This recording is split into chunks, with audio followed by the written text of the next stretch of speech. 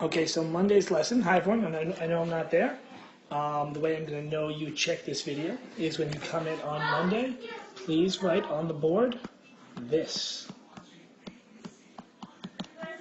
Notice I'm not saying it out loud. Write that on the board, I'll know you have watched the video. So anyway, our topic is inverse functions, and the notes are here on inverse functions. And you'll receive these note packets tomorrow. Not tomorrow, on Monday.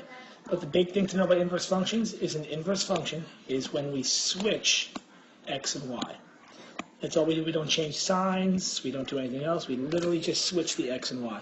So on the initial function f of x is xy. On the inverse function of that,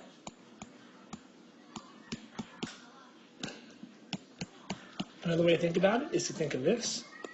The input on the original function becomes the output on the inverse, and the output on the original function becomes the input on the next. So if the point 2,3 was there, then the point 3,2 is there on the inverse.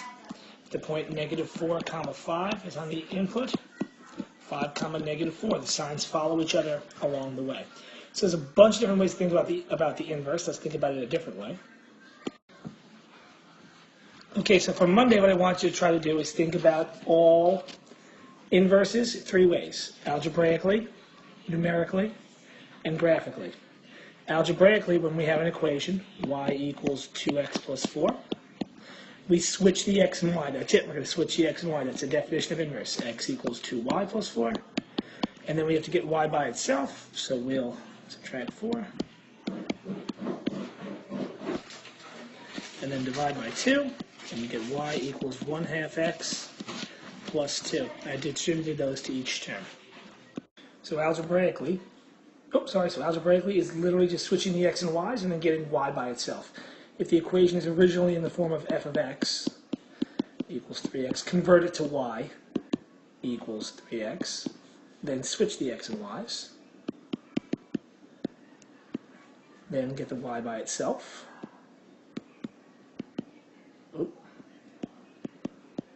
And then you can always write it in inverse notation form.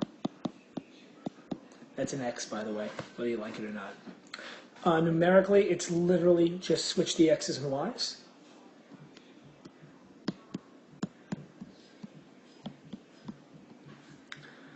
And graphically, we can think of inverse as a reflection in the line y equals x, which makes sense because y becomes x and x becomes y equals x.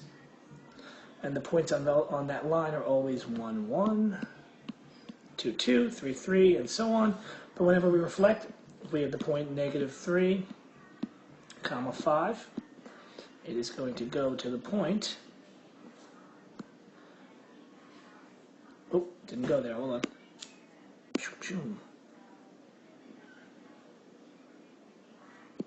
5, -3. The rules always apply the exact same way. Okay, so that's the intro to Monday's lesson. I gave you some instructions in the very beginning of what I want you to do on the board on Monday.